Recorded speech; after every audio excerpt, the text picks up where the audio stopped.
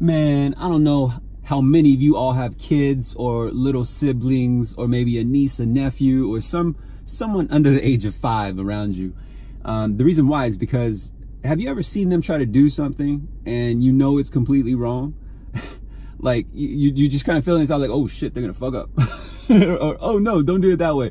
And you kind of almost feel the urge to step in and intervene so that you can help them do it the correct way. The reason why I ask is because, actually just coming from the gym, I kind of see, you see people, right? You see them do things, you observe, and you're not trying to be nosy. They're just in your periffs. And so if you see them doing something wrong, you almost kind of want to like mention it, right? And so only the good people come out and actually mention it, but then some people kind of hold themselves back because they're like, well, I'm not a fucking trainer. Like, who the fuck am I and shit? I'm not, you know what I mean? Like, I'm not special. I'm not going to go ahead and critique this dude or tell that person what to do.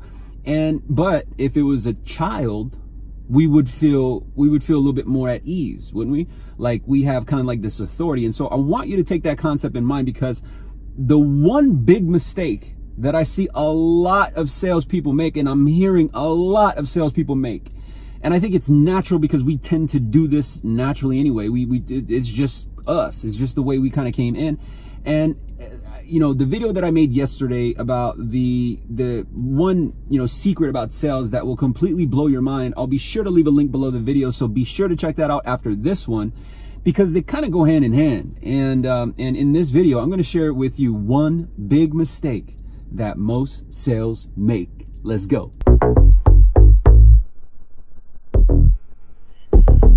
What's up, everybody? Welcome back to Sales Remastered. My name is Daniel and I'm your host.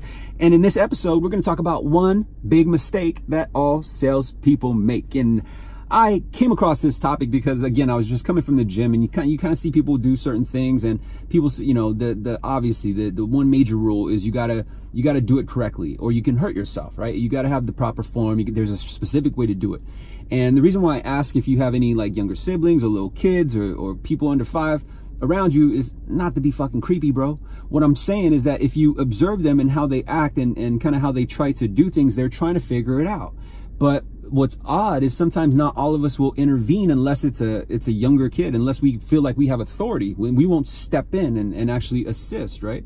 And so the reason why I said to keep that in mind is because those children are kind of like our prospects in a way, where we sometimes see our prospects like adults working out at the gym. We feel intimidated to intervene and actually control and kind of guide them, right? So keep that in your mindset right now.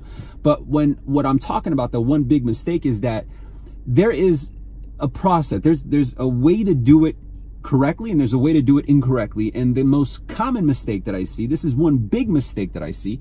And if you're making it right now, don't feel bad. It's okay. You got Sales Remastered on your feed. So now I'm going to help you kind of rid out those mistakes so that you can start getting paid, boo-boo. But here's the one big mistake. It's the understanding of when to stop selling and to start closing. That's right. I know. I'm fucking baffled too, bro.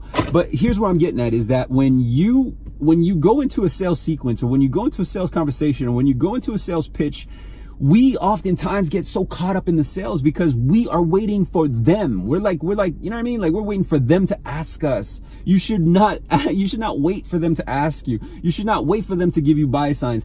Always assume the close. Keep the momentum going. I think probably the biggest challenge that most people, whether new, intermediate, or seasoned, the one big mistake that salespeople make that keeps them from making the top income is because they don't know how to drive the conversation. They don't know how to pivot the course of that guidance. And why I'm saying guidance is because, again, when you think back to seeing little kids make mistakes, or they're about to make a mistake, or they're doing something wrong, we step in and we guide them, don't we, with authority. But it's nice, right? Because they're kids, they don't know they're fucking up and shit.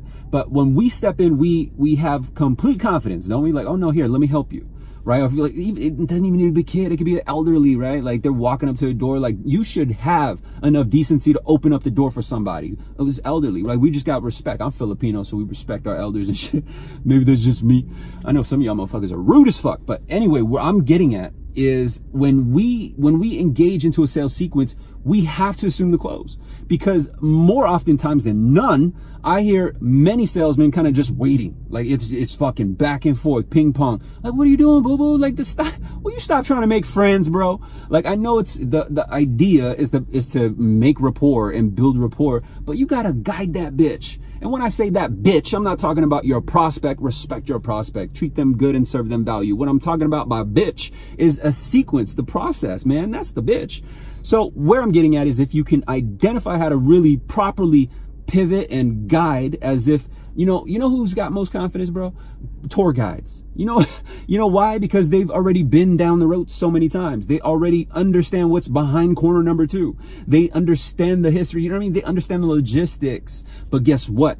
That tour guide ain't gonna wait for you, boo boo. That tour guide's gonna leave your ass if you want to like chit chat and shit, and you want to like talk about shit that's irrelevant. That tour guide isn't gonna hold up everybody for you, man. You can't hold up everything for one person, or you can't hold up everything for this one prospect just to give you the okay.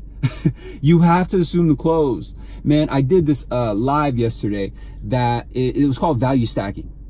And I think sometimes it could be a challenge for us to move a sales call, because we're trying to find the leverage.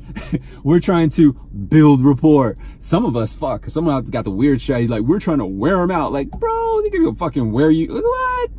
So anyway, but if we took that ideology, what we do understand is that we are naturally built to want things fast. We are in a day and age where we're impatient, aren't we? Like we want shit right now, bro. And so if we took that common trend and we took that fucking characteristic that we naturally are evolved in, we gotta play to that shit.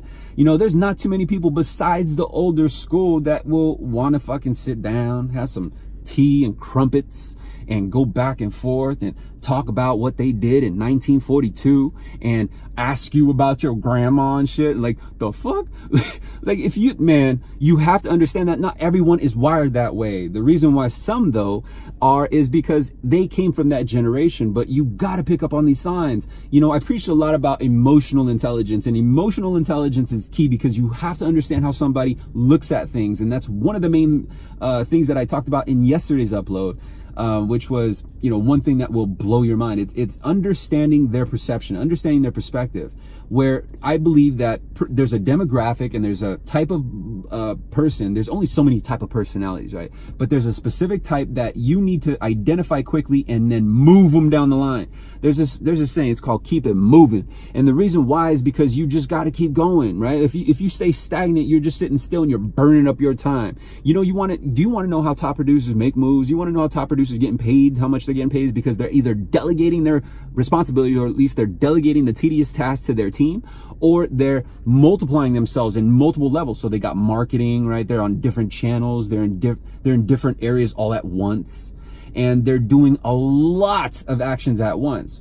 Well, how many actions you doing, boo-boo? Spending 35 minutes with Mildred talking about teas and crumpets. So you got to understand when it's burning up your time. But the only way that you could really do this is you got to move that motherfucker. You got to move that bitch. So please, for the fucking last time, stop burning your time. If this is you and you notice that damn near average every call is like 50 minutes and you're still not booking this dude, you gotta open your eyes. Self-awareness is the first step to growth. You have to identify the problem so you can repair it.